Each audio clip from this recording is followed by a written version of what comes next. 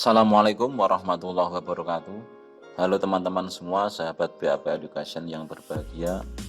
Selamat berjumpa kembali dengan saya di sini Pak Wartono dari SD Negeri Lumbung Mas 01.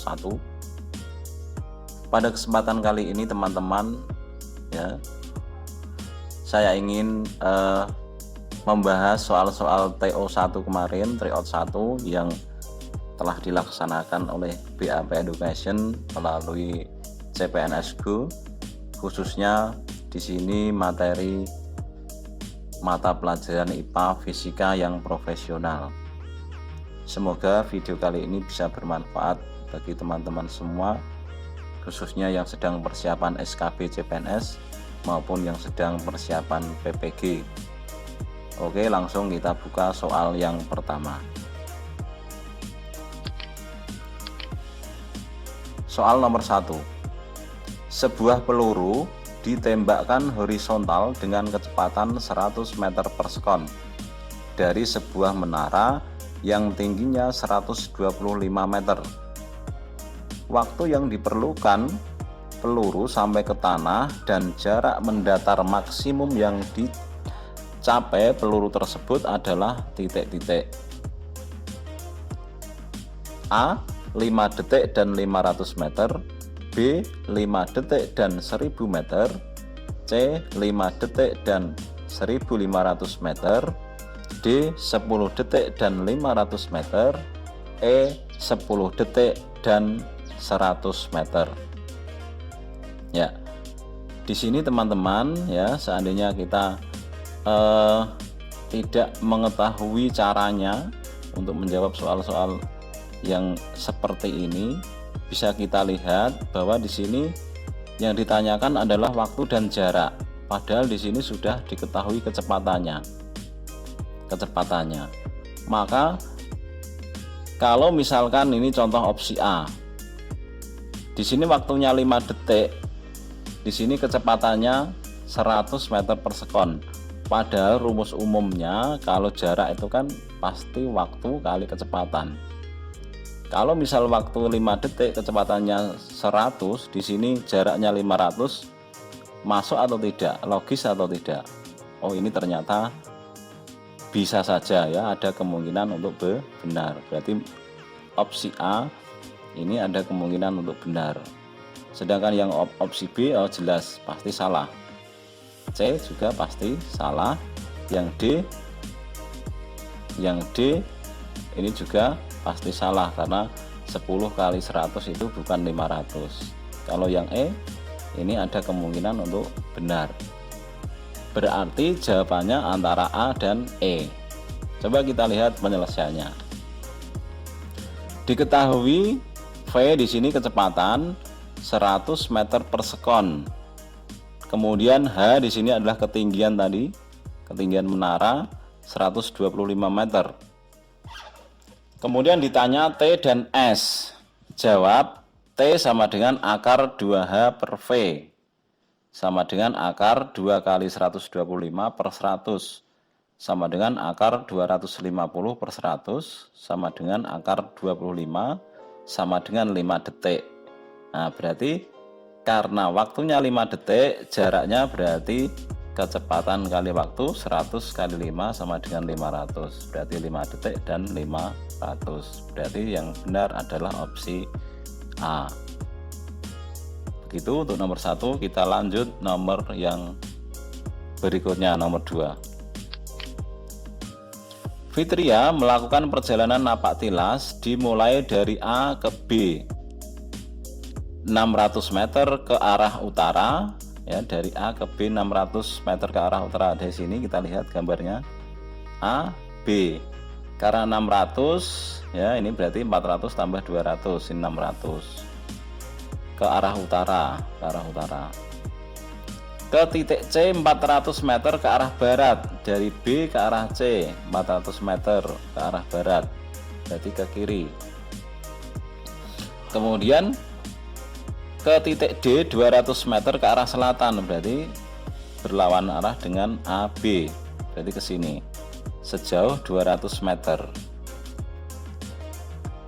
Kemudian berakhir di titik E 700 meter ke arah timur dari D ke timur, berarti ke sini sejauh 700 meter. Ini 700 meter. Besar perpindahan yang dialami Fitria adalah titik-titik meter. Maka kalau ditanyakan perpindahan itu berarti titik awal ya, dari titik awal sampai titik akhir itu diukur. Berarti ini A, E. Beda kalau jarak. Kalau jarak kita harus menghitung semua, menjumlahkan A, B, tambah BC, tambah CD, tambah DE. Itu kalau jarak. Tetapi karena di sini yang ditanyakan perpindahan, maka kita hitung dari titik A sampai titik E ini berapa, jaraknya berapa meter. Nah, caranya di sini teman-teman, ini kita lihat gambarnya. Jadi 600, kemudian 200 ke selatan, ini 400. DE tadi 700, berarti di sini 400, berarti tinggal 300. Maka A dari sampai titik perpotongan ini 400. Nah, ini membentuk sudut siku-siku. Maka dapat kita cari dengan rumus Pythagoras. Maka AE sama dengan akar 400 kuadrat ditambah 300 kuadrat. Ya, ketemunya berarti 500 meter, berarti yang C. Itu jawabannya nomor 2. Kita lanjut soal berikutnya, nomor 3.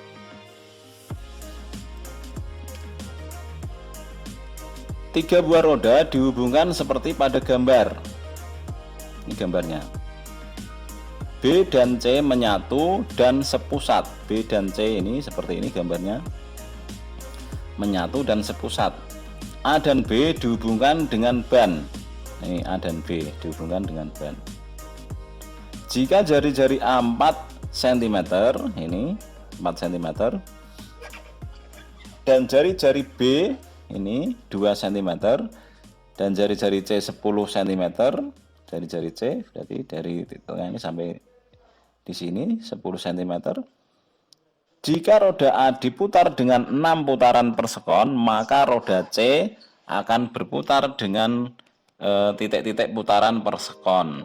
Ini berarti kecepatan berputar yang ditanyakan. Kita lihat penyelesaiannya bahwa berdasarkan gambar ini ya, kalau gambarnya seperti ini maka VA sama dengan VB. Jadi kecepatan melaju ya, bukan kecepatan berputar ya, kecepatan laju atau V antara A dan ya roda A dan roda B itu sama. Sedangkan untuk V sendiri rumusnya adalah WA kali RA. WA di sini adalah kecepatan berputarnya. Kecepatan berputarnya kali jari-jarinya. Jari-jarinya di sini jari-jari yang tentunya yang roda A. Maka di sini kecepatan berputar roda A tadi kita ketahui adalah 6. Jari-jarinya di sini tadi adalah 4, maka 6 kali 4 ada 24 cm per sekon. Itu kecepatan melaju roda A. Kemudian kalau gambar seperti ini, kecepatan berputar itu akan sama. Berarti WC sama dengan WB, kecepatan berputar roda B atau roda C sama dengan kecepatan berputar roda B. Sedangkan untuk mencari kecepatan berputar roda B, rumusnya berarti VB ya, VB-nya tadi sudah diketahui dibagi RB. Jari-jari roda B, maka 24 bagi 2 sama dengan 12. Karena sama berarti kecepatan berputar roda C nya juga 12 putaran per sekon. Berarti jawabannya D. Lanjut soal nomor 4. Ketika suatu benda diberi gaya 200 Newton akan mengalami percepatan sebesar 2 meter per sekon kuadrat. Jika benda tersebut diberi gaya sebesar 30 Newton, maka percepatan benda menjadi titik-titik meter per sekon kuadrat. Ya, kalau diberi gaya 20 Newton, percepatannya 2 meter per sekon kuadrat.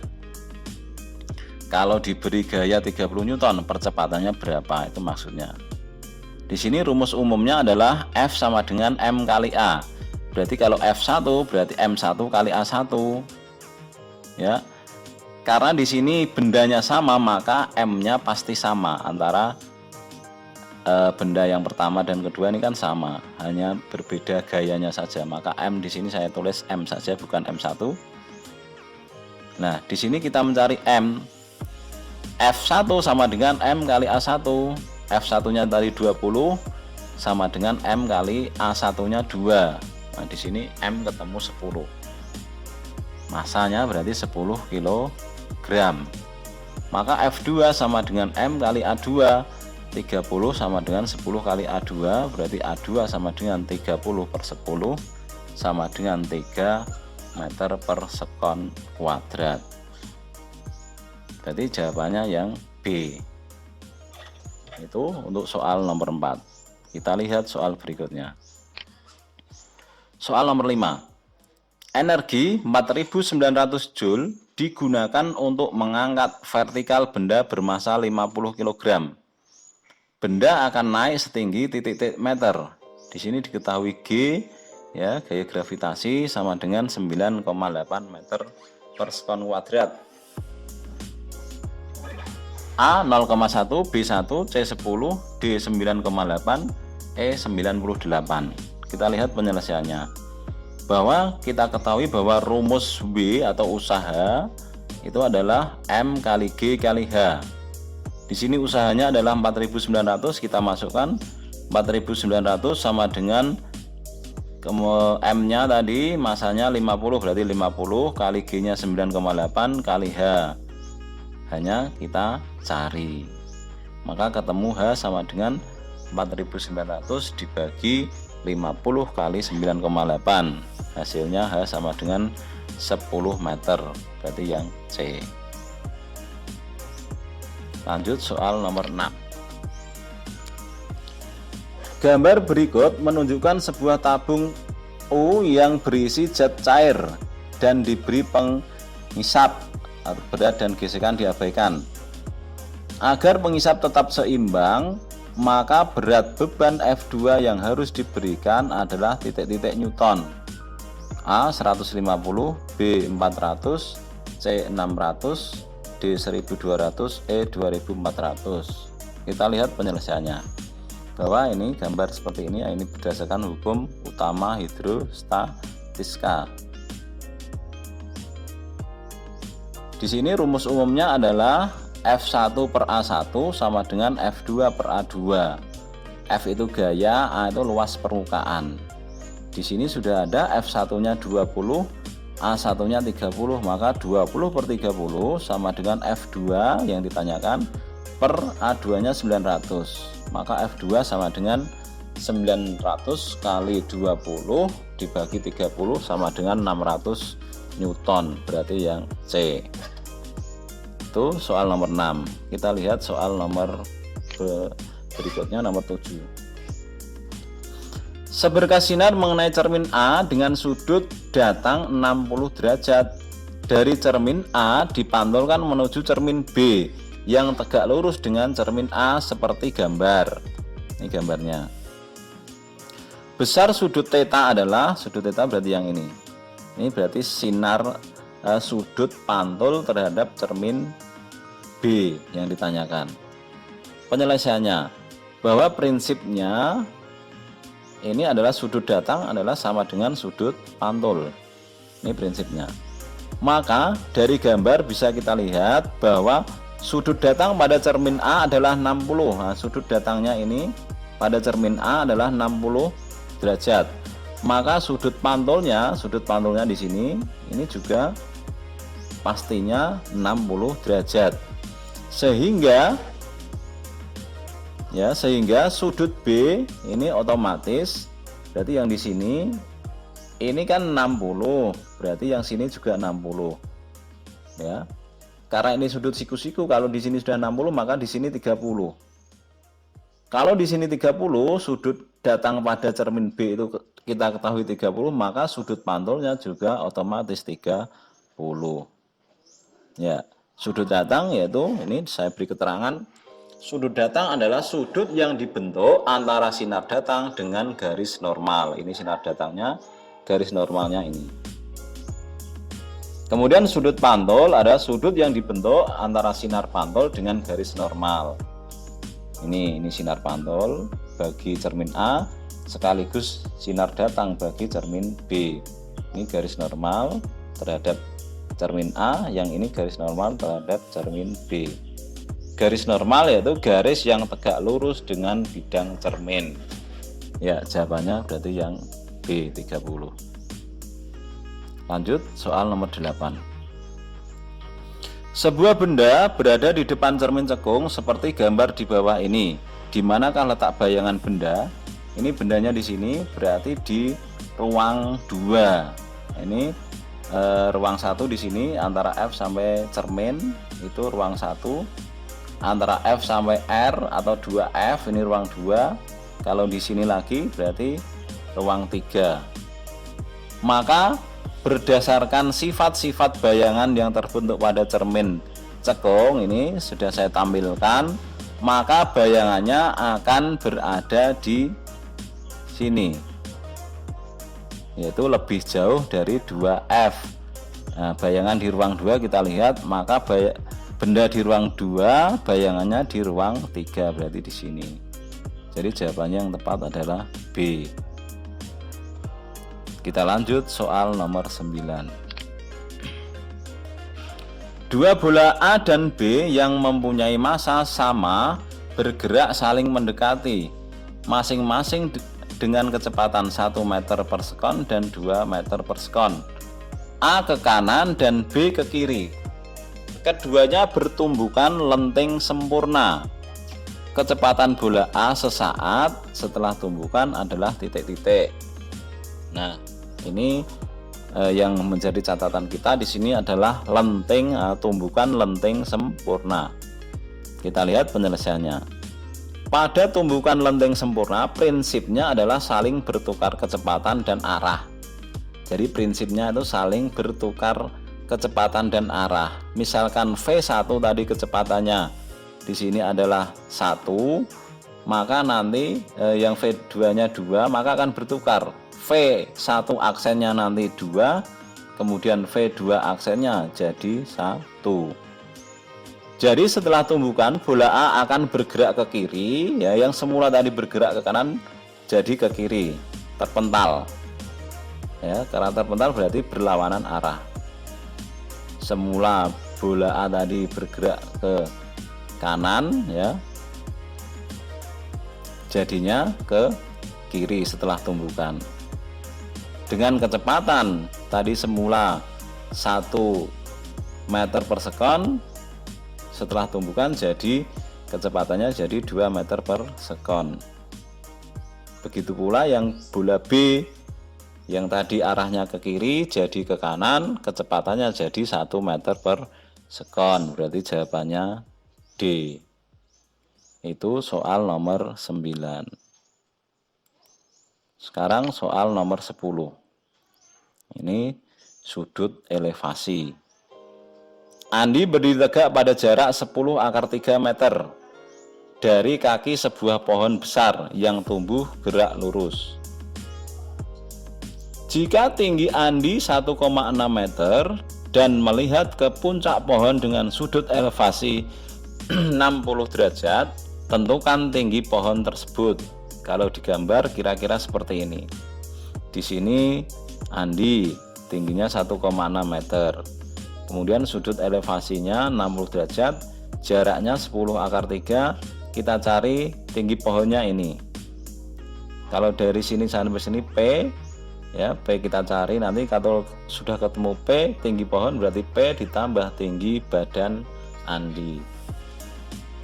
Kita lihat penyelesaiannya bahwa di sini sudutnya 60, maka karena tujuannya kita mencari ini, ya, tinggi ini P yang diketahui di sini, maka sudutnya 60, maka yang kita gunakan adalah tangan 60 derajat, ya. Di sini tan 60 derajat sama dengan depan samping. Tan itu depan, ya, depan sudut dibagi samping, berarti P, ya, P per 10⁻³.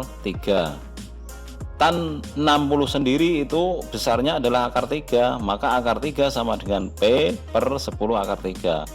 Maka P sama dengan akar 3 kali 10⁻³ P sama dengan 30 meter. Nah, P ketemu 30 meter.